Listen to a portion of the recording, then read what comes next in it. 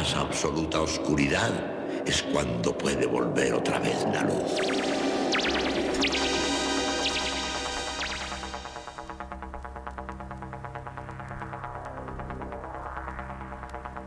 Estás entrando en el espacio en blanco. Una puerta a nuevas dimensiones de la existencia.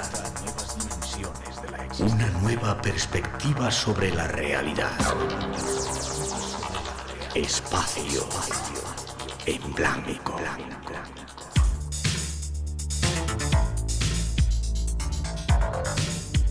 Una producción escrita y dirigida por Miguel Blanco.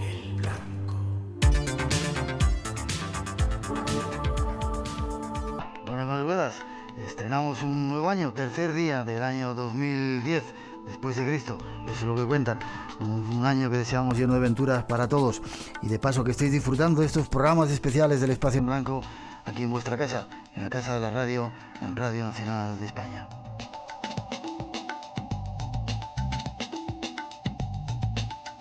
Nosotros, como siempre, aquí estamos listos para dar comienzo a una nueva edición, la segunda de la semana de este especial de Espacio en Blanco. Daros las gracias a todos, la gratitud por escucharnos, por estar atentos a todas nuestras iniciativas y por seguirnos a través de el Facebook, nuestro chat y todos esos sistemas que tenemos de comunicación. Ya sabéis, si queréis comunicar con nosotros, espacioenblanco@rtve.es es nuestro email.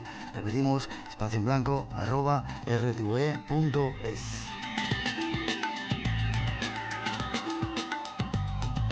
Mejores saludos, como decíamos, y la gratitud a todos por estar ahí, y también de parte de nuestro compañero Génesis Candela, que esta noche se ocupa de controlar nuestro mágico sonido. Y hoy el programa viene con temas, algunos de vuestros favoritos, y anunciaros que seguirán llegando algunos de los mejores personajes que han pasado por el Espacio en Blanco. Luis Sencillo, Nacho Ares, Salvador Freixedo, Abelardo Hernández. Hay un montón de sorpresas y un montón de especiales invitados, así que no os perdáis ni un solo minuto de estas ediciones especiales del programa.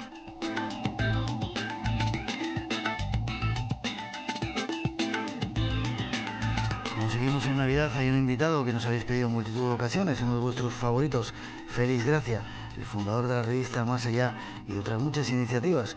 Con él vamos a bucear tras las huellas de la Navidad, quizá una Navidad un poco diferente y unas fiestas un poco diferentes. Escuchad.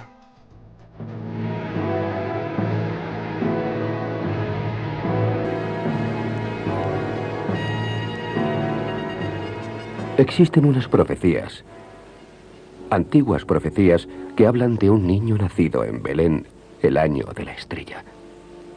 Podría ser tu hijo. ¿Y tú no quieres saber nada de su destino? No, lo juro. ¿Ante Dios? Sí. Pero yo puedo hablarte de su destino. Conozco las profecías. No, te lo ruego. ¿Por qué? Hay un destino de gloria que aguarda a tu hijo. El Señor le dará el trono de su padre David. No quiero escucharte. Es un destino de muerte. La profecía dice: hombre de dolor que conocerá el dolor a causa de nuestros pecados, bajo el peso de nuestras iniquidades. Hijo. Mi hijo. Por sus llagas sanaremos.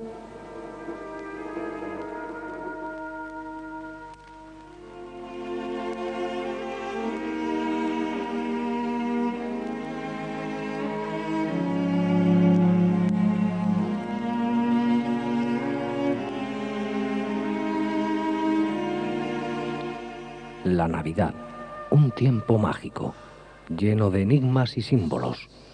Y sin embargo, ¿en qué la hemos convertido? Podemos decir que la Navidad, nuestra Navidad, se resume en papel de regalo, tarjetas brillantes y espumillón sintético.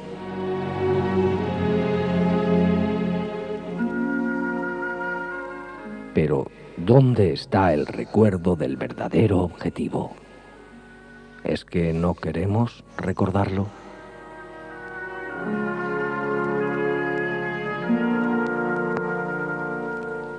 Sí, quizá la Navidad tenga un significado mucho más profundo del que le damos. Quizá sea la historia de un compromiso, de un destino de dolor y muerte. Y si es así, entonces, en algunos lugares de este planeta, lleva siendo Navidad mucho tiempo.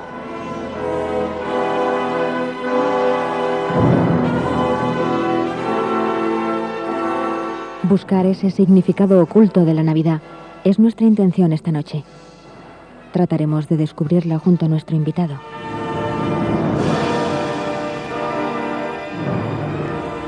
Félix, ¿tú crees que la gente sabe que en Navidad se celebra el nacimiento de Cristo?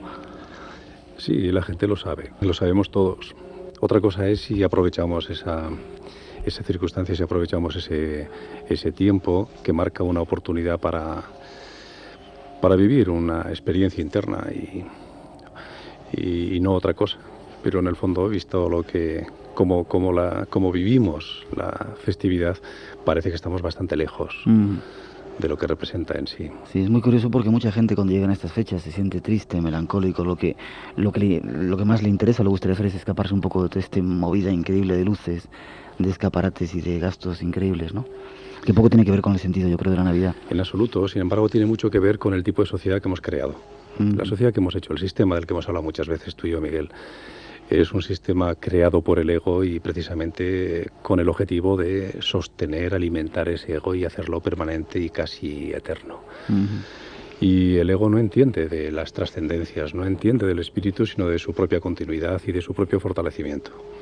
Y esta Navidad llena de guirnaldas y de florecitas y de luces y de felicitaciones un tanto vacías, un tanto huecas, es una reacción que procede justamente de esa interpretación, de esa intención de la vida conducida por el ego, pero no desde luego conducida por el espíritu. Ya. ¿Por qué crees que se ha podido llegar a eso? A olvidar tanto realmente la esencia o el fin último de las cosas para convertirlo en algo absolutamente que no tiene nada que ver. Estamos dormidos. O sea, los seres humanos estamos dormidos. Volvemos otra vez a lo que decíamos antes de la cueva de Platón, de esa alegoría, ¿no? Los personajes que había que creían que las sombras que veían proyectadas en la pared eran la realidad, y solo hasta que uno de ellos salió al exterior y descubrió lo que era la sombra y lo que era el objeto que acompaña a quien acompaña la sombra y que todo eso es fruto de la proyección o de la acción de un foco de luz que al incidir sobre el objeto produce la proyección, hasta que no comprendió todo aquello, no descubrió que estaba él existiendo, viviendo en una situación absolutamente ilusoria. Entonces comprendió el error en el cual estaba. Ya sabes que luego bajó, descendió otra vez a la cueva para contárselo a sus compañeros y demás. Pero en el fondo todos ellos vivían en ese estado de inconsciencia absoluta, de no conocer la realidad. Y así es como estamos nosotros también, exactamente igual. Podríamos decir que nos manipulan, pero en el fondo yo creo que somos nosotros mismos quienes nos estamos manipulando. Quizás que nos resulta más cómodo el funcionar así, ¿no? Sin duda, resulta mucho más cómodo ignorar las cosas porque conocer el camino del acrecentamiento de la conciencia y, por lo tanto, del crecimiento espiritual es muy comprometido, eso es muy duro. Sí que nos gusta coquetear con esa cuestión, pero enfrentarse seriamente a ello, eso es bastante más complicado. Y yo creo que en el fondo todos sospechamos que detrás de esa intención de transformación hay un compromiso muy duro, hay una vida de mucha exigencia, y en el fondo quizá eso se traduce en una especie de inhibición, ¿no? En una especie de venda que nos ponemos para no querer ver la realidad. Pero ¿cómo crees tú que debería ser el sentido? ¿O qué sentido debería tener la Navidad? Pues el que tiene, en el fondo, ¿no? Recuperarlo. En la Navidad lo que sucede es que renace, se renueva el nacimiento de Cristo. El nacimiento de Cristo no es un hecho histórico, aunque nació naturalmente en un momento determinado y en un lugar. Es decir, que es un suceso histórico en ese sentido, pero es un suceso que trasciende a la historia, que trasciende el tiempo y el espacio, y se convierte en un suceso cósmico, en algo intemporal. Y cada año en estas fechas, en estos días, en el entorno del solsticio, que son las fechas en las que tradicionalmente todos los dioses solares han nacido, se produce ese renacimiento del espíritu crístico, que es un espíritu unitivo, es la fuerza del amor. Y solamente podemos percibir ese renacimiento si estamos en una actitud que permite captarlo naturalmente, en una actitud de silencio, de aquietamiento del alma, que es justo lo que esta sociedad hedonista que hemos creado entre todos impide con el estrépito de las fiestas que antes comentábamos. Si eso responde a una manipulación... Es decir, ¿puede haber ahí alguna maniobra para que sigamos dormidos, para que no cumplamos ese ciclo de renacimiento? Pues seguramente, porque de la misma manera que existe un impulso, unas ansias de transformación, de superación, también existe un obstáculo, existe un freno. No olvides que estamos en un mundo dual y existen las fuerzas que se oponen a las fuerzas, es decir, existe ese juego. Y naturalmente, si no somos capaces de descubrir esa maquinación, de descubrir ese juego, difícilmente podremos comprender vivir, mejor dicho, lo que es la oportunidad de la Navidad, que es experimentar, es decir, vivir la experiencia del renacimiento del espíritu crístico, pero en uno. O sea, Cristo no es un concepto, ni muchísimo menos, aunque lo hayamos conceptualizado, porque se ha escrito mucho sobre él y se ha especulado mucho sobre ello. Cristo o lo crístico es una experiencia, pero una experiencia personal e interna. Y para vivir esa experiencia necesariamente tenemos, como te decía antes, tenemos que conseguir un estado de calma, un estado de quietud que nos permita detectar algo tan sutil como todas las cosas relacionadas con lo trascendente, relacionadas con el espíritu. Son cosas muy sutiles. Es necesario un cierto retiro, una calma, una aspiración, un querer encontrarlo. Y todo eso, de entrada, está obstaculizado por el jolgorio, por la fiesta. Es decir, si nos atiborramos de turrón y de champán, difícilmente vamos a poder percibir dentro de nosotros esa chispa que es capaz de transformarnos, pero de verdad. Le estamos dando muchas vueltas al ansia de liberación, a la conquista del nirvana y al acceso al cielo, por utilizar términos que son muy conocidos, pero hacemos muy poco por conseguir aquello. Yo creo que sería suficiente con que en una oportunidad como esta, en una Navidad, viviésemos el espíritu de la Navidad plenamente. Si fuésemos capaces de vivirlo, no necesitaríamos más experiencias ya para conseguir la transformación definitiva. Lo que pasa es que, en vez de hacer eso, lo que hacemos es comer más turrón que el año anterior, felicitar a más amigos, cantar más villancicos y bebernos 3 copas más de la cuenta, en cuyo caso el espíritu se atrofia y uno sí que se pone tierno, sí que se pone amable y lo pasa muy bien con los familiares y con los amigos, pero no ha encontrado al Cristo que ha estado llamando otra vez a su puerta.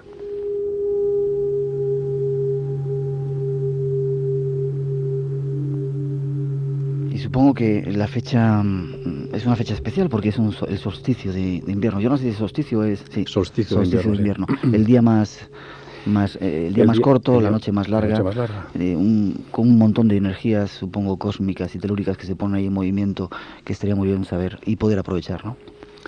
Exactamente, es la oportunidad. Además, el solsticio es una época de siembra. Tú sabes que hay un tiempo para sembrar y hay un tiempo para recoger. Y el solsticio de invierno es el momento de sembrar. Pero naturalmente sembrar esa semilla de la transformación, esa semilla que es lo que estamos comentando, el espíritu crístico, el espíritu de la divinidad, que en definitiva está en nosotros. Y no se trata tampoco de conquistar algo desconocido ni de llegar a ninguna parte. Se trata simplemente de descubrir algo que es consustancial a nosotros mismos, consustancial a nuestra propia esencia. Nosotros somos parte de Dios, somos Dios, estamos en Él, estamos en su seno. Pero por alguna razón hemos perdido la conciencia de todo ello. Y en esta época lo que se produce es la oportunidad de poder recuperar esa conciencia. No es que nos acerquemos a Dios, sino que de pronto descubrimos que estamos en Él. Y como digo, es una época para sembrar, después hay otras épocas para recoger. Este es el momento, fíjate, el día 21, entre el 21 y el 22, que es el solsticio, es el momento oportuno para hacer esa invocación sincera, hacer esa petición sincera, basándonos en esa ley que existe y que es verdad que se cumple taxativamente, lo sé además por experiencia, de que al que pide se le da. Pero no hay que pedir que te toque la lotería, no hablamos de estas cosas, o que puedas conseguir un empleo mejor, no se trata de estas cosas, estamos hablando de cosas del espíritu, lo demás vendrá por añadidura, como dice el propio Jesús en el Evangelio. Es el momento de pedir, pero de pedir seguramente lo único que necesitábamos pedir, que es luz, es decir, conciencia, para darnos cuenta de que efectivamente somos esa chispa de Dios, somos infinitos y que somos eternos. Y este es el momento idóneo en todo el año como para hacer esa petición. Lo que pasa es que habría que decir también, Miguel, que puesto que existe una ley que es esa, que al que pide se le da, hay que estar muy seguro cuando se pide algo que uno quiere recibir eso que está pidiendo, porque desde luego te lo dan. Y a veces uno se encuentra con que recibe cosas y no sabe qué hacer con ellas.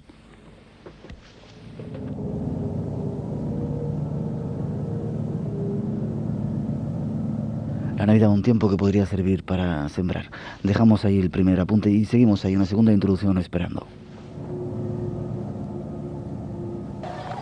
Y ahora os traigo la buena nueva a vosotros. Me refiero a Jesús de Nazaret. Él no era el hijo de María, él era el hijo de Dios. Su madre era una virgen, y el ángel Gabriel descendió y puso la semilla de Dios en su seno, y así es como nació.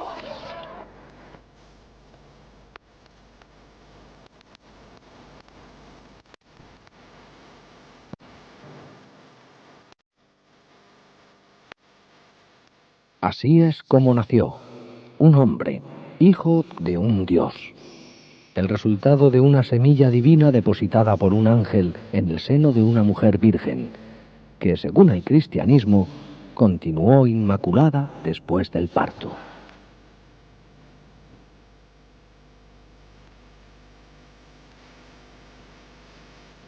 Dioses, hombres y magia se combinan en una historia repetida a lo largo de siglos, y a lo largo de siglos ha sido conmemorada.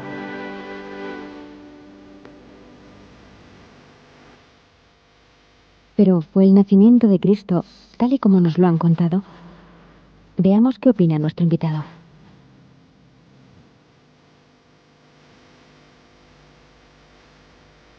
Hablábamos en primer lugar de la Navidad, queremos hablar ahora del nacimiento de Cristo, de cuándo fue, porque hay muchos extraños datos.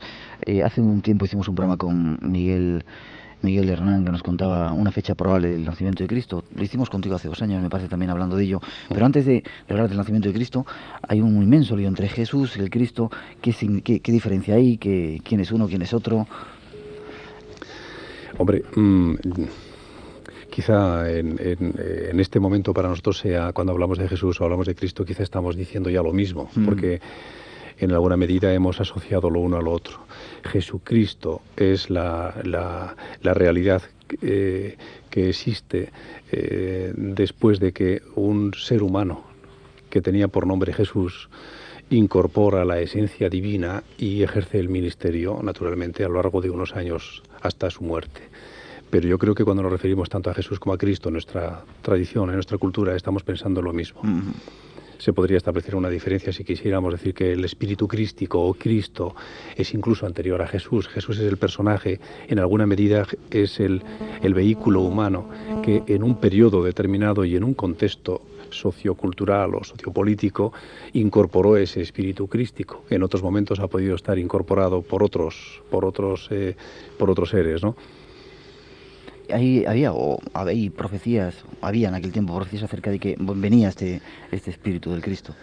Siempre lo ha sabido, o sea, la creación, Miguel, sabes que no es un hecho histórico, ¿no? La creación no es algo que sucedió en un momento determinado y ya está, sino que es algo que se está haciendo. Y en ese sentido, la divinidad, el creador, no deja de su mano, no olvida, no descuida la tutela a sus propias criaturas. No tendría sentido, puesto que el creador se extiende a través de sus criaturas, a través de la creación. Y una forma de expresar, de mantener esa tutela, esa vigilancia, eso que llamamos la providencia, es enviar periódicamente lo que llamamos avatares, es decir, grandes seres que actúan como guías de la humanidad en momentos muy puntuales, en lugares muy concretos, en culturas muy concretas, y que son capaces de aplicar o de dictar unas normas morales que son las que ese colectivo humano necesita en ese camino, en ese largo recorrido de transformación, de acercamiento a la conciencia del absoluto que antes comentábamos, ¿no? Jesús fue uno de esos avatares. Anteriormente ha habido otros y es posible que en el futuro pueda haber otros. Lo que quizá podemos decir, o sin quizá, lo que podemos decir es que Jesús de todos ellos es sin duda el más grande. Ya. Lo curioso del asunto es que esos diferentes avatares han ido viniendo a lo largo de la historia, se han creado religiones en torno a ellos y últimamente todas las religiones, desde siempre las religiones, los mensajes de Dios han servido para pelearse entre unos y otros y hacer grandes guerras. Qué curioso que poco hemos entendido las cosas, ¿no? Claro, eso lo hemos hecho los hombres. Ya. Las religiones, tú sabes que en el fondo todas tienen un sustrato idéntico, todas tienen unos puntos de coincidencia impresionantes, todas dicen lo mismo, lo cual no debe extrañarnos, puesto que en el fondo todas proceden de la misma fuente. Esto ha sido, con relación al cristianismo, que es una de las más recientes, ha sido objeto de crítica por parte de los detractores de la misma, que han acusado al cristianismo, como sabes, de religión carente de originalidad porque dice cosas y utiliza símbolos que pertenecen a culturas o a religiones anteriores. Y eso yo creo que es un error de interpretación, es una exageración y además es falso. Yo creo que una religión es verdadera en la medida que su doctrina es universal. Y si es universal, necesariamente tiene que coincidir con otras religiones anteriores o posteriores. Lo que pasa es que los hombres después interpretamos aquello a nuestro juicio, a nuestro acomodo. Y sabes que la religión ha sido utilizada tradicionalmente a lo largo de la historia, ha sido utilizada como un arma de poder para controlar a la sociedad. ¿Cómo sabemos que Jesús no es una fábula? Parece que hay datos históricos de que Jesús realmente existió, que existió en un determinado lugar y que nació en una determinada fecha, ¿no? Yo creo que eso es incuestionable, vamos, la existencia histórica de Jesús es absolutamente incuestionable. A mí me parece que se podría incluso preguntar más acerca de si efectivamente hay un espíritu crístico encarnado ahí, porque eso es algo intangible, algo que uno puede rechazar, puesto que como no lo puedes tocar, ni medir, ni pesar, ni oler, ni nada de eso, uno podría pensar que aquello ha sido una fábula. Aunque no lo sea, naturalmente, pero cuestionar la existencia de Jesús yo creo que no tiene ningún sentido, puesto que hay evidencias históricas sobradas de que efectivamente él existió. Pero aparte de eso, yo creo que Jesús, antes decía yo que no es un concepto, o Jesucristo no es un concepto, tampoco es un suceso histórico, aunque tuvo su momento y su presencia en un momento determinado. Es una experiencia personal. Entonces, frente a cualquier cosa, yo creo que la respuesta está en uno mismo. Es decir, Jesús o Jesucristo existe en la medida en que tú crees que existe para ti. De lo contrario, pues no sirve de nada el que en los libros esté escrito o que yo esté contando aquí lo que cuento. Eso es una experiencia personal y hacia ahí es donde tenemos que caminar todos. Sin embargo, ese personaje, Jesús de Nazaret, existió históricamente en un determinado lugar y nació en una determinada fecha, que no coincide un poco con la que nos han contado. Eso sí que es cierto, que hay diferencias. Además, tú sabes que incluso se han barajado casi 140 fechas distintas en los primeros tiempos, los primeros siglos.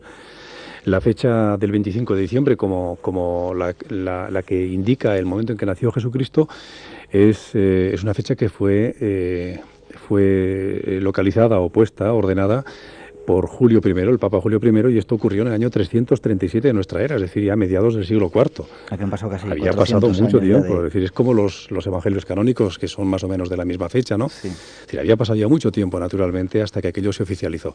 Y hasta ese momento se barajaron, pues, 130 y tantas fechas distintas. Y desde luego la fecha en la que nació Jesús tampoco podemos decir que sea exactamente la del 25 de diciembre, casi podríamos decir que no nació en esa fecha. Lo que pasa es que se sitúa en ese momento porque después, con el paso del tiempo, es decir, ya a mediados del siglo IV, se reconoció en Jesús, en el personaje humano Jesús, se reconoció el rango divino, el rango de Dios. Y entonces se situó su nacimiento en la fecha en que tradicionalmente han nacido todos los dioses. En el solsticio de invierno. Solsticio de invierno. ¿Cuándo nació Jesucristo? Las fechas que se barajaron, que han sido muchas, pero no, el mes de agosto yo no recuerdo, por cierto. Miguel Hernán, nuestro invitado, estuvo hace 3 semanas, daba esa fecha. Esa fecha de agosto. Sí. Yo me inclino más por otras fechas que han sugerido otro tipo de investigadores, alguno de ellos español como Demetrio Santos, que bueno, pues es un hombre extraordinario, ha hecho un trabajo de investigación enorme. Uno de los mejores astrólogos del país. Sin duda, no solo del país. Del país, eso iba a matizar, seguramente del mundo. Exactamente, uno de los mejores investigadores de este momento, de los que hay vivos, eso es cierto. Entonces yo me inclino más a favor de la tesis de Demetrio, en el sentido de que aquello pudo haber ocurrido un día 1 de marzo del año 7 antes de nuestra era, porque en esa fecha, el 1 de marzo del año 7 antes de nuestra era, se produjo lo que se llama un stellium, o una gran conjunción, es decir, un agrupamiento múltiple de planetas en el signo de Piscis. Algo que es bastante infrecuente, es un suceso muy, muy raro, naturalmente. Y siendo raro, siendo poco frecuente, el que 5 planetas coincidan en el mismo signo y además el ascendente, puesto que nacía al amanecer, eso tiene que marcar seguramente también a un personaje el nacimiento de algo. Si las cosas son en el cielo como son en la tierra, o en la tierra como son en el cielo, si es arriba como es abajo, como decía Hermes Trismegisto, necesariamente un acontecimiento cósmico de esa envergadura, de ese stellium, tiene que marcar también un acontecimiento de la tierra singular. Y eso pudo marcar el nacimiento de Jesús. Entonces se trataría entonces de averiguar si en esa fecha pudo haber nacido Jesús o no, porque claro, estamos retrotrayéndonos 7 años respecto de nuestra creencia. María, 7 años atrás.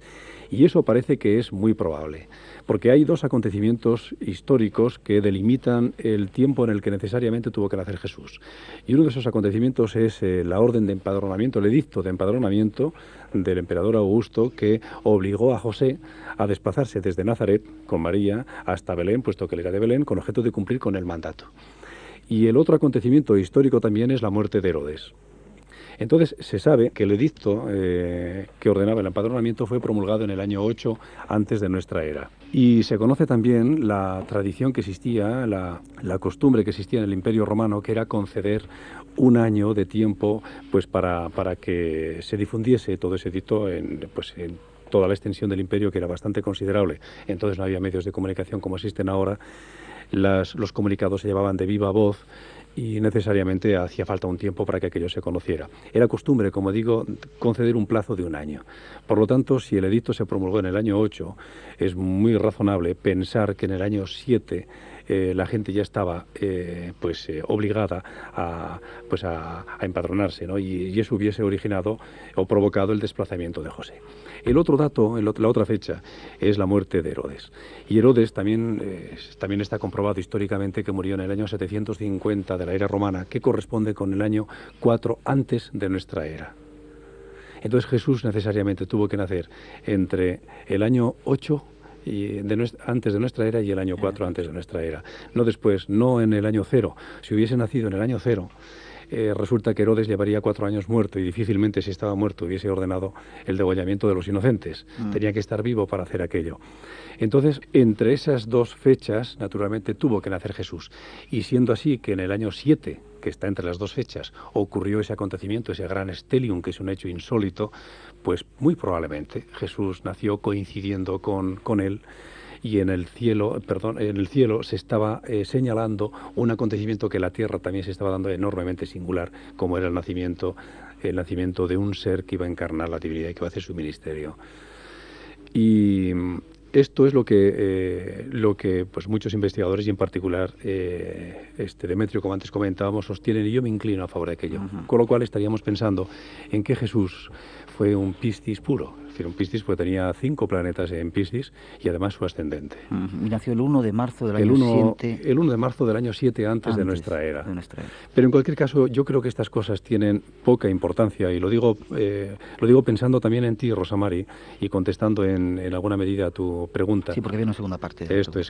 Creo que tiene poca importancia porque en un momento determinado se reconoce que Jesús ya lo era, por supuesto, cuando nació, ya era el vehículo que iba a soportar ese espíritu crístico del que hablamos. El reconocimiento del mismo se hace posteriormente y por eso se modifica la fecha y se sitúa en el entorno del solsticio.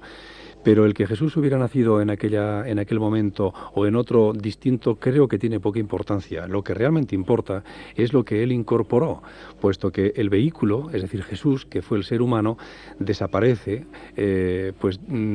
difuminado por lo que incorpora, es decir, por lo que es, por la esencia que es capaz de llevar consigo, que es ni más ni menos que el espíritu crístico.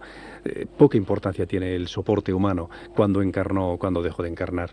Eso, además, cíclicamente se renueva en la época en la que estamos ahora viviendo, en estos días del solsticio, y uno puede captar, puede sintonizar con esa energía en este momento mejor que en cualquier otro momento del año. Pero también es necesario recordar que cada día es a un nivel más pequeño, que el ciclo de las 24 horas del día en otro nivel está conteniendo también a nivel arquetípico el ciclo anual. Por lo tanto, también dentro del día tiene que existir un momento, tiene que existir un instante que se corresponde con el solsticio de invierno que celebramos el día 22 de diciembre. Y si me apuras, hasta dentro de una hora, en esos 60 minutos, tiene que haber también un minuto, tiene que haber unos segundos, donde también se puede localizar ese arquetipo crístico que se correspondería con el solsticio de invierno en el ciclo anual, y así sucesivamente. Es decir, que el todo está en la parte y la parte está en el todo, y cualquier instante de tu vida, cualquier instante de nuestra vida es Navidad. ¿Me permites una pregunta? Sí. ¿Cómo celebráis la Navidad en vuestra casa? ¿En tu casa? Pues desde hace unos años, de una manera muy frugal, de una manera muy natural, muy sencilla, con una cena muy temprana y, por supuesto, en la medianoche creo que hemos hecho la digestión Y pues antes mis 2 hijos y mi mujer y yo, los 4 que estábamos, ahora como tengo un hijo chiquitín, que tú lo sabes, pues lo haremos también con él. Los 5, pues saldremos a la calle, saldremos al jardín de casa y nos pondremos debajo de las estrellas, si no está nublado, y está nublado también, para pedir al Padre que nos ilumine, para pedir al Espíritu Crístico que anide en nosotros una vez más y bueno, pues esas cosas, ¿no? Cuando en el siglo XIII Giotto presenció el cometa Halley y lo dibujó en su cuadro como la estrella de Belén, no sabía que años después algunos expertos creerían que lo que plasmó en su pintura había sido la realidad.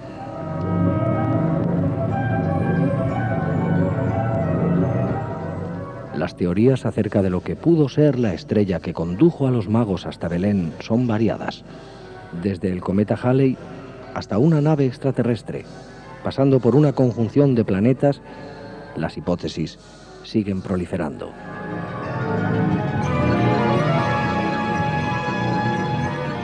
Pero, ¿qué fue realmente esa intensa luz que guió hasta el pesebre a sabios y pastores? Preguntemos a nuestro invitado. Otro de los misterios de la Navidad, casi acabando la Navidad, son los Reyes Magos. Un negocio más para vender muchos juguetes y muchos regalos para los niños, aunque se han inventado otro invento, valga la redundancia más, que es Santa Claus, para vender doblemente delante y detrás de la Navidad. Pero esos Reyes Magos también existieron, son personajes históricos. Y quizá, como planteas en ese artículo que escribiste hace algunos años en la revista Más Allá, durante algún tiempo tú estuviste pensando que la estrella podía haber sido una nave extraterrestre que había guiado a los Reyes. Cuando era más joven, sí. Sí. Ahora ya no piensas eso, piensas que puede ser el Stellium ese que decías. Sí, pienso que puede ser más bien el Stellium, sí. Razón naturalmente suficiente como para comprender que personajes de la formación de lo que llamamos los Reyes Magos, que bueno, en aquella época tú sabes que magos eran los astrólogos, ¿no? Astrólogos que a su vez eran también astrónomos y médicos. Entonces la ciencia comprendía, o el conocimiento comprendía prácticamente todas las ciencias y las artes, ¿no? La gente era mucho más global que nosotros somos ahora, que estamos especializados en una cosa o en otra, estamos muy fragmentados, pero entonces ellos están menos fragmentados y la gente sabía de todo. Los astrólogos de entonces eran los magos, conocían los designios, conocían el futuro, aventuraban el futuro de los reinos y conocían las cosas que iban a ocurrir. Entonces los magos debieron conocer naturalmente que se iba a producir esa conjunción, puesto que eso es un hecho que naturalmente se sabe. En este momento cualquier astrólogo podría decirte que dentro de 400 años se va a producir un acontecimiento u otro, es decir, una conjunción u otra cosa. Es decir, es muy fácil, puesto que los planetas describen órbitas conocidas y se conoce la duración de las mismas, pues es muy fácil determinar dónde van a estar situados los planetas en cualquier momento. Y además con una enorme precisión. En este momento con una enorme precisión. Piensa que la astrología tiene pues casi 10.000 años de antigüedad y la astrología bien estructurada tiene más de 2.000 años de antigüedad respecto del nacimiento de Jesús. Es decir, cuando Jesús nació en Caldea, que es de donde supuestamente procedían los Reyes Magos, llevaban más de 2.000 años manejando una ciencia astrológica muy perfecta, muy bien conocida. Lo que hace suponer que estos astrólogos, estos magos, tenían que estar perfectamente avisados de que en un momento determinado se iba a producir una conjunción y también ellos debían conocer las profecías que en torno a la misma ya existían, porque había profecías que venían desde muy atrás, ¿no? Las profecías de Balán y de Miqueas, la de Balán en el año 1100 antes de Cristo. 1100 antes de Cristo. El año 1100 antes de Cristo, Balán ya escribió, promulgó una profecía que te la voy a leer porque la tengo apuntada aquí, y decía: la veo pero no ahora, la contemplo pero no de cerca, álzase de Jacob una estrella, surge de Israel un cetro que aplasta los costados del Moab y el cráneo de todos los hijos de Set. Y esto está en el libro Números del 24 al 17. Entonces, esa estrella que él veía y que surge de Israel un cetro, esto lo dijo en el año 1100 antes de Cristo.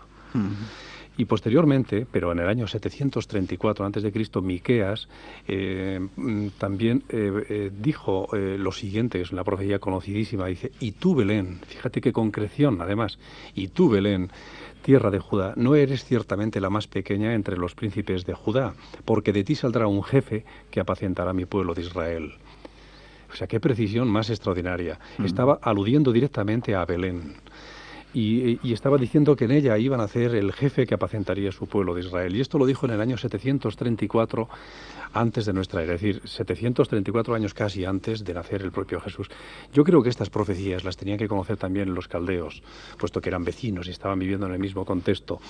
Y sin duda existía una comunicación, ¿no? Entonces, conociendo estas profecías y conociendo que la conjunción, el stellium, se iba a producir en esas fechas, es muy natural que ellos quisieran ir a conocer ese ser, pero no solamente a conocer ese ser, sino probablemente porque quizá en esa misión, en esa operación de la encarnación de Dios, de la venida del gran avatar, quizá los Reyes Magos tenían que jugar un papel también muy importante. Y en ese sentido, fíjate, Miguel, hay un escrito muy antiguo, un escrito oriental muy antiguo, que se llama La Caverna de los Tesoros, al que se le reconoce una antigüedad, pues tanta como los evangelios, como los conocidos, ¿no? Y en ella hay, en este libro, que es un libro cargado de símbolos, hay una referencia realmente sorprendente. Parece ser que los dones que los Reyes Magos entregaron a Jesús cuando fueron a adorarle, el oro, el incienso y la mirra, fueron dones que existían ya desde el tiempo de Adán. Adán los tuvo y fueron conservados en una caverna, la caverna de los tesoros, que ese es el título, por mandato de Yahvé al propio Adán. Si esto es verdad, y naturalmente no tenemos forma de demostrar que eso es cierto, pero tampoco hay forma de demostrar que sea falso. Si esto es verdad, los Reyes Magos, esos tres elementos, el oro, el incienso y la mirra, fueron conservados por la dinastía, por los descendientes de Set, que fue el tercer hijo de Adán y Eva después de que Caín dio muerte a Abel. Fueron conservados generación tras generación hasta que en el momento en que Jesús nació, los Reyes Magos, sin duda conociendo aquello, suponiendo, insisto, que todo eso fuera verdad y no sea una simple leyenda, tuvieron que ir a tomar esos elementos que estaban guardados, custodiados en esa cueva para llevárselos a Jesús. Entonces, el símbolo sería todavía más fuerte, es decir, el oro, el incienso y la mirra, por supuesto, tiene una simbología que nosotros entendemos algo, quiero decir, que a lo mejor no es eso, a lo mejor no nos hemos acercado en absoluto a lo que quiere decir, pero si realmente fuese verdad, fíjate tú qué extraordinaria conexión existiría entre lo que Cristo vino a hacer, Jesús vino a hacer, y lo que inició en sus orígenes Adán. Y los Reyes Magos están en ese juego, están en ese contexto.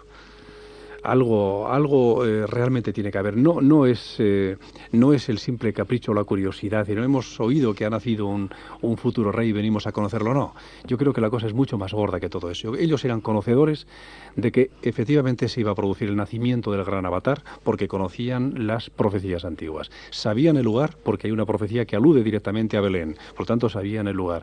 Y ellos sabían que el momento era el de la gran conjunción, porque eran astrólogos y por lo tanto conocedores de ese instante. Y una conjunción, cuando la luna se incorpora igualmente a la conjunción, siendo que la luna recorre cada signo pues en 2 días y algo, es decir, que va muy rápida, entonces se puede determinar con una enorme precisión. La precisión de un día, quiero decir. Y ellos eran capaces de hacerlo, y seguramente que lo hicieron. Y la estrella a la que nos referimos siempre, muy probablemente fuese stellium o estela, o gran conjunción, gran agrupamiento de 5 planetas, como decíamos antes, en el signo de Piscis, suceso que probablemente ocurrió el día 1 de marzo del año 7 antes de nuestra era. Otra teoría que anda por ahí funcionando, que dice que Jesús podía haber sido un enviado extraterrestre, el ángel podía haber sido un extraterrestre. Sí, es que hay muchas teorías y se ha especulado mucho en ese sentido. Lo que pasa es que no hay ninguna evidencia de que realmente fuera así. Yo no rechazo esa posibilidad en absoluto, porque además hay muchas alusiones en los textos bíblicos, hay muchos escritos que se pueden interpretar de esta manera, como que se refiere a la intervención de un ser, de un extraterrestre o de una nave interplanetaria. Los carros de fuego podrían ser perfectamente una alusión a esas naves interplanetarias. Yo no digo que no sea así, incluso si nos remitimos a los apócrifos todavía más, porque las alusiones allí son mucho más directas. Incluso en este texto al que antes nos referíamos de la caverna de los tesoros, también hay referencias, habla en un momento determinado de que Satanás acosaba a Adán, y entonces Yahvé envió un carro de fuego para sacar del apuro a Adán. Este carro de fuego pudo ser el mismo que trasladó también a los profetas anteriores, a Ezequiel, por ejemplo. Puede ser, y esto se puede considerar como que es una nave interplanetaria. Pues es posible, yo no digo que no lo sea, pero en cualquier caso esto no modifica la esencia del misterio, la esencia de las cosas. Es decir, eso para mí sería un medio, sería un instrumento, sería un vehículo que si existe y le es dado utilizar a ese ser superior a nosotros, ¿por qué no lo va a utilizar? Pero no cambia la esencia de las cosas, eso no resta ni un ápice de importancia a la divinidad de Cristo. Os quería por ver, a punto de terminar ya este primer tema, otros dos símbolos que había en el pesebre, que sería el buey y el asno. ¿Tienen un significado también simbólico? Seguramente. Toda la Navidad es un compendio de símbolos, naturalmente, y los evangelios son un compendio de símbolos, y todos los textos sagrados, todo es simbólico. Por muchas razones, una de ellas, pues porque se ha querido también mantener velada una gran parte de la verdad, o casi toda la verdad.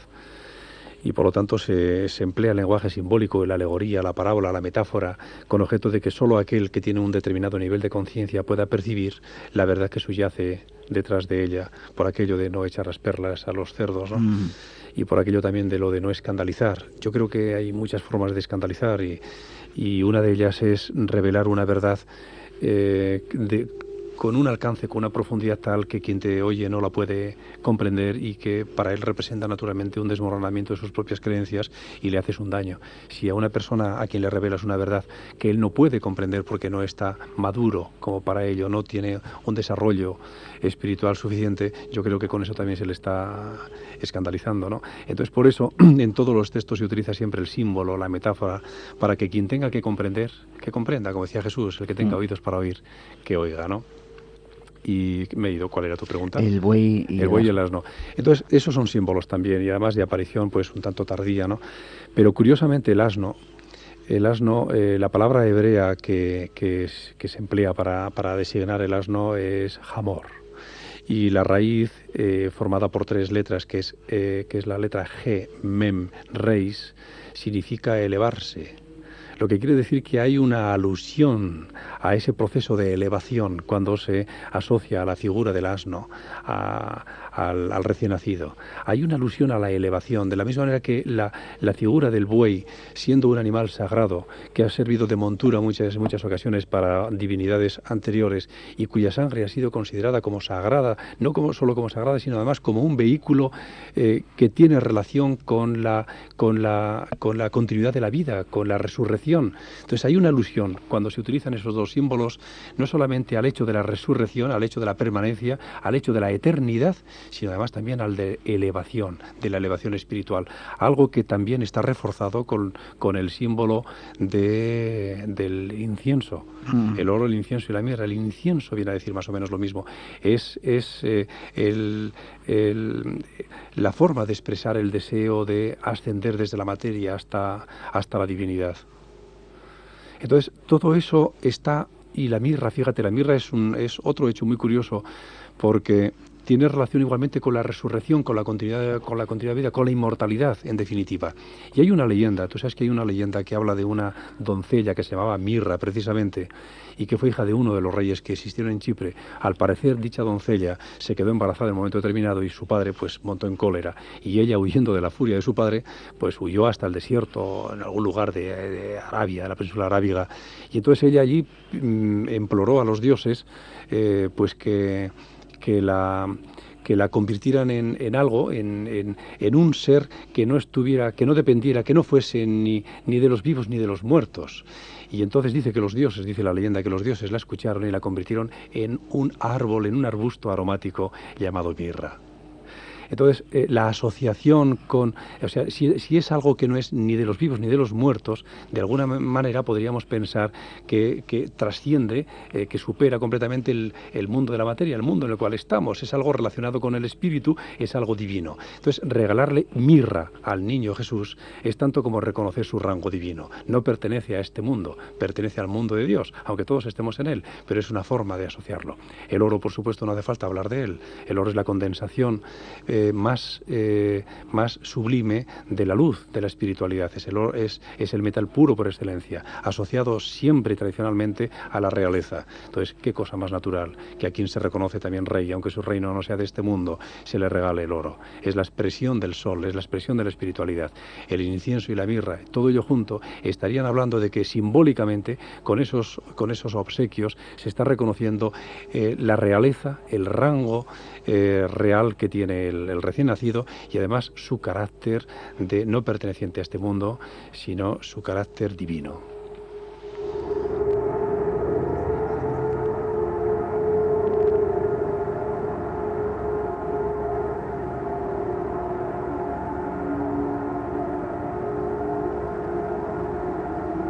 Félix, y a punto de terminar.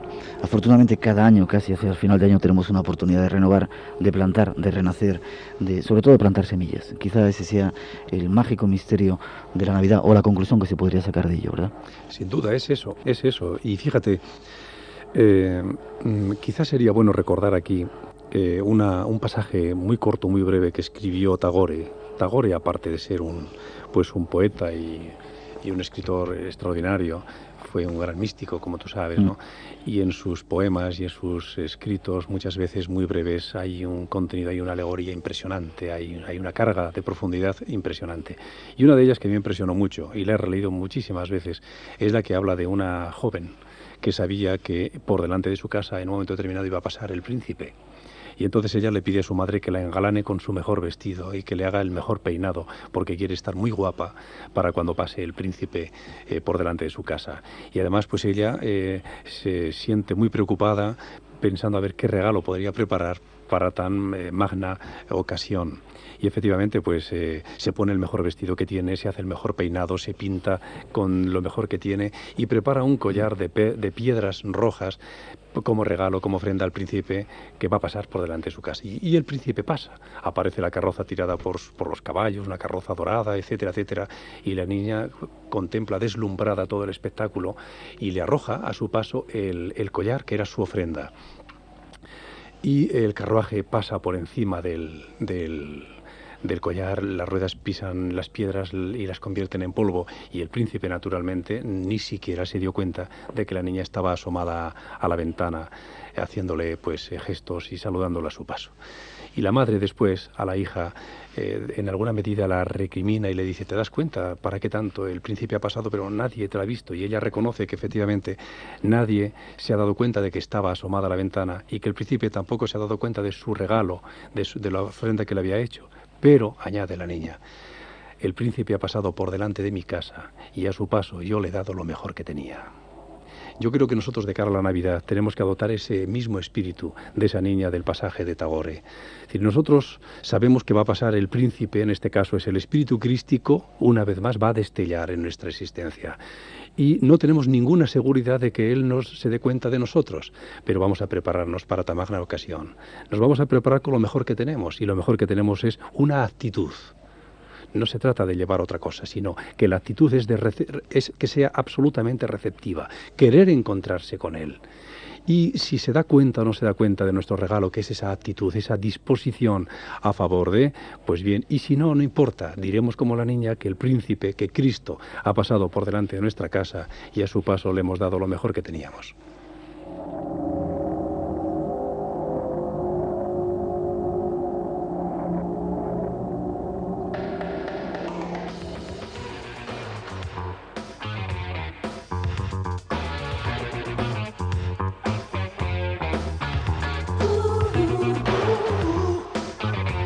Félix, terminamos. Gracias por haber estado, por el esfuerzo que sabemos que haces por venir a estas horas al programa. Gracias. Me tendrás siempre que me llames, ya lo sabes. Ya me estoy acostumbrando a estas horas. Empieza a ser nocturno ya, ¿eh? Gracias a ti, gracias a todos y feliz Navidad a todo el mundo. Te iba a decir feliz Navidad y un año lleno de cosas bonitas. Igualmente, gracias. Gracias.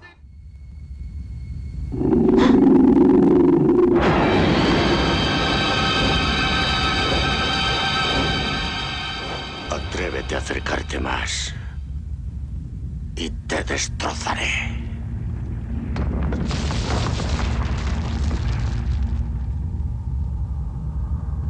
¿Quién eres? Soy Morg. Y tú, quien quiera que seas, vas a tener el honor de ser mi última víctima. No moriré sin pelear. Soy un guerrero. Ah, valiente guerrero. Lucha contra la nada. ¡No puedo! No sé traspasar las fronteras de fantasía. ¿Qué es lo que te parece tan gracioso? Fantasía no tiene fronteras. Eso no es cierto. ¡Mientes! Pequeño necio. ¿Qué sabes tú del país de fantasía? Es el mundo de la fantasía humana. Cada parte de su reino, cada criatura suya, no es más que un trozo de los sueños y esperanzas de la humanidad. Por lo tanto, no tiene fronteras. ¿Por qué se está muriendo fantasía entonces? Porque los hombres han empezado a perder sus esperanzas y a olvidar sus sueños. Por eso la nada avanza cada día más. ¿Qué es la nada? El vacío que queda, como una ciega desesperación que destruye este mundo. Yo lo odio y por eso ayudo a la nada. ¿Por qué? Porque las personas que no tienen ninguna esperanza son fáciles de dominar. Y quien tiene el dominio, tiene el poder.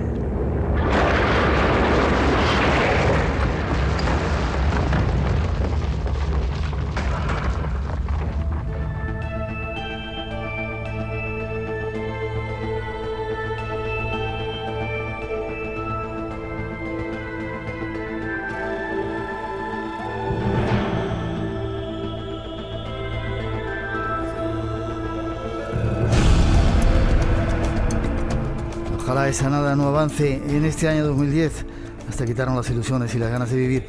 Seguimos aquí, hacemos una mínima pausa. Llegaron noticias de las 3, las 2 en las Islas Canarias y enseguida encaramos nuestra segunda hora de esta edición del Espacio en Blanco y no os la debéis de perder.